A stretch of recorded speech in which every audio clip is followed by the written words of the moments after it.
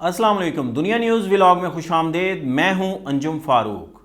आज मुझे 10 जुलाई 2019 का दिन याद आ रहा है जब मरीम नवाज़ ने मॉडल टाउन लाहौर के अंदर एक बहुत बड़ी प्रेस कॉन्फ्रेंस की थी और उन्होंने जज अरशद मलिक की ऑडियो चलाई थी, वीडियो चलाई थी और कहा था कि हमारे पास बहुत बड़ा सबूत आ गया है।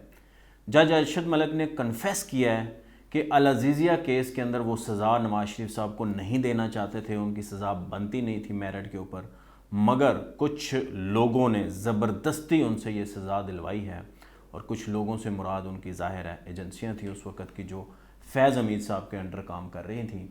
तो एक पूरा जो है ना एक बहुत बड़ी ये प्रेस कॉन्फ्रेंस हुई थी। उसके बाद बहुत वावेला हुआ, सुप्रीम कोर्ट के अंदर केस भी चला। उसको जस्टिस आसिफ सईद खोसा जो उस वक्त चीफ जस्टिस थे, उस बेंच में जस्टिस बंदयाल भी थे, शेख अजमत सईद भी थे, उन्होंने एक फ़ैसला भी दिया। तो इतने वावेले के बाद और फिर 4 साल तक मुसलसल नून लीग जज अरशद मलिक को जो है ना मलाइन करती रही और जिन्होंने उस वीडियो को बनाया था उनको मुर्द इल्ज़ाम ठहराती रही कि नवाज़ शरीफ साहब तो बेकसूर हैं।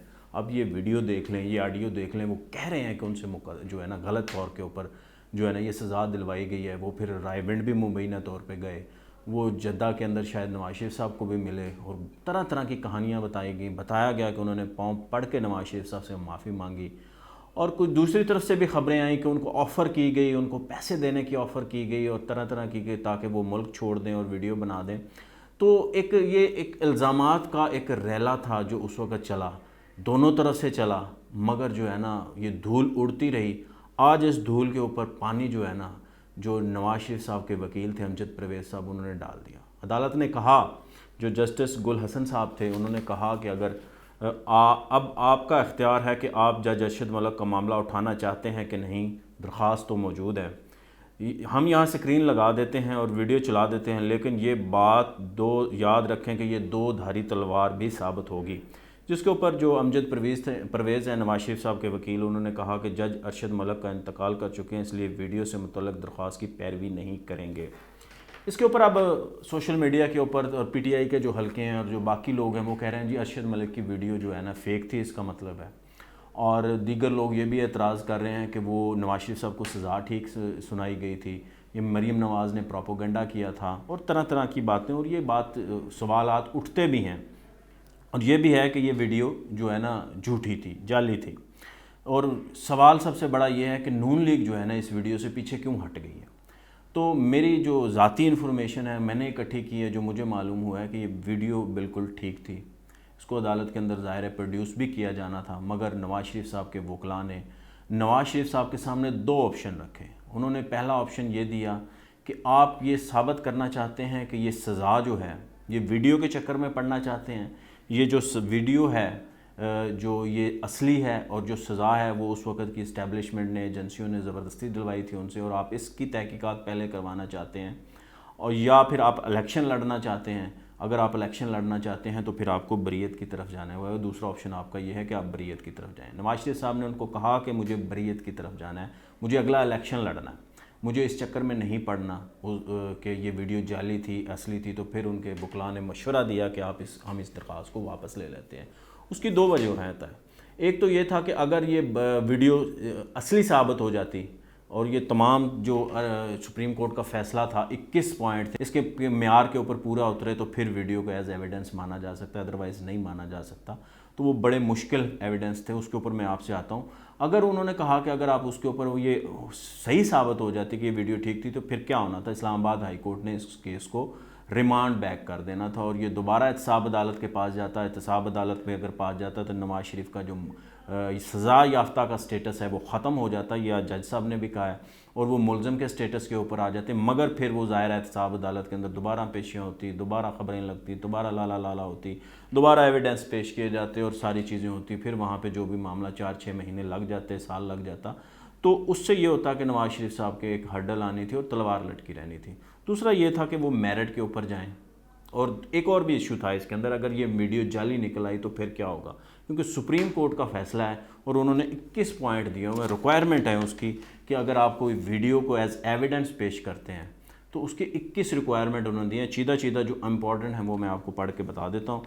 जो जस्टिस खोसा, जस्टिस बंदयाल और जस्टिस शेख अजमत सईद का साहब का फ़ैसला था, वो उसके अंदर लिखते हैं कि जनाब ویڈیو اور آڈیو ریکارڈ کرنے والا شخص جو ہے نا عدالت کے اندر پیش کیا جائے گا۔ ویڈیو اور آڈیو ریکارڈ کرنے والا شخص اپنے ساتھ ویڈیو اور آڈیو کی ریکارڈنگ جو ہے نا عدالت میں پیش کرے گا۔ ویڈیو اور آڈیو ہر لحاظ سے واضح ہو، ویڈیو اور آڈیو کیس کے متعلق ہونی چاہیے۔ ویڈیو اور آڈیو وہ ہی ریکارڈ کرے گا جس کا وہ کام ہوگا، یعنی کہ ہر بندہ نہیں ریکارڈ کر سکتا۔ اگر کوئی ایسا شخص ریکارڈ کرتا ہے جو بعد میں کسی کے خلاف ثبوت کے طور پہ پیش کرنے کا عزم رکھے، اس ویڈیو اور آڈیو کو بطور ثبوت نہیں مانا جائے گا۔ یعنی کہ نون لیگ والوں نے تو ایسے ہی ریکارڈ کیا تھا تو اوبیسلی پھر اس کو مانا نہیں جانا تھا۔ آڈیو اور ویڈیو ٹرانسکرپٹ کے ساتھ عدالت میں چلائی جائے گی۔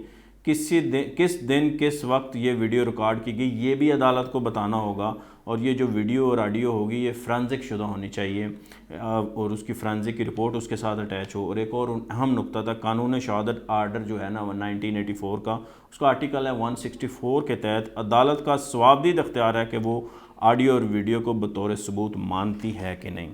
اب یہ ساری ویڈیو اس کے اوپر معیار کے اوپر اتر بھی جاتی تو پھر بھی یہ اب عدالت کا ثوابدیدی اختیار تھا کہ وہ اس ایویڈنس کو مانتی بھی ہے یا نہیں مانتی۔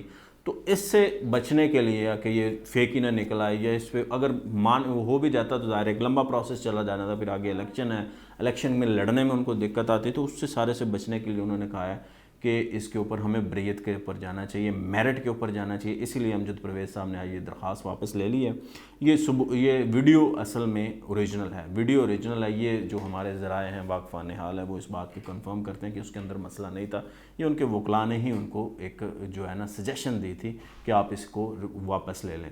اب ظاہر ہے العزیزیہ کیس اب عدالت کے اندر میرٹ کے اوپر چلے گا۔ امجد پرویز صاحب نے اپنے دلائل دینے شروع کر دی ہیں، اگلی پیشی کے اوپر نیب بھی دلائل دے گی۔ اور نیب کا جو رویہ ہے، نیب تو آج بھی کہہ رہی تھی کہ اس کو ریمانڈ بیک کر دیں، واپس بھیج دیں، تاکہ نواز شریف صاحب کا جو سٹیٹس ہے وہ سزا یافتہ سے ملزم کے اوپر آ جائے اور وہ الیکشن بھی لڑ سکتے ہیں۔ پھر وہ تو الیکشن بھی لڑ سکتے تھے، مگر عدالت نے نہیں مانا۔ عدالت نے پھر میرٹ کے اوپر گئے ہیں، کیونکہ نون لیگ کے وکیل جو ہیں نواز شریف صاحب کے وکیل، انہوں نے کہا جی ہم تو لڑنا چاہتے ہیں۔ تو اب یہ کیس کے جو حقائق ہیں وہ بالکل ویسے ہی ہیں کہ بے نامی جائیداد کے اوپر ہے کہ یہ جو ان کے بیٹوں کی ہے، جو فیکٹری بنائی تھی العزیزیہ 2001 کے اندر، اور اس کے جو ظاہر نواز شریف صاحب اس کے اندر جو ہے نا یہ پیسہ ان کا تھا، یہی الزام ہے۔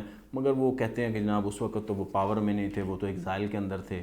دوسرا یہ ہے کہ پیسہ ان کو جس طرح سے بھی مینجمنٹ کی گئی اس کے اوپر وہ الزام کو نہیں مانتے ہیں۔ تو اب یہی ہے کہ بے نامی جائیدادوں کا ہے، آلریڈی جو کیس تھا ایمن فیلڈ کیس کا وہ بھی بے نامی جائیدادوں کا تھا، اسلام آباد ہائی کورٹ سے بریت ہو چکی ہے۔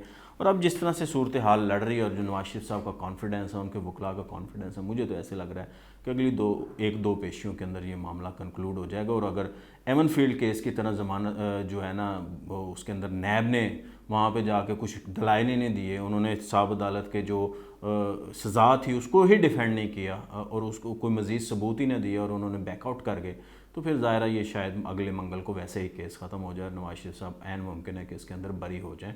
مجھے دیجیے اجازت، اللہ حافظ۔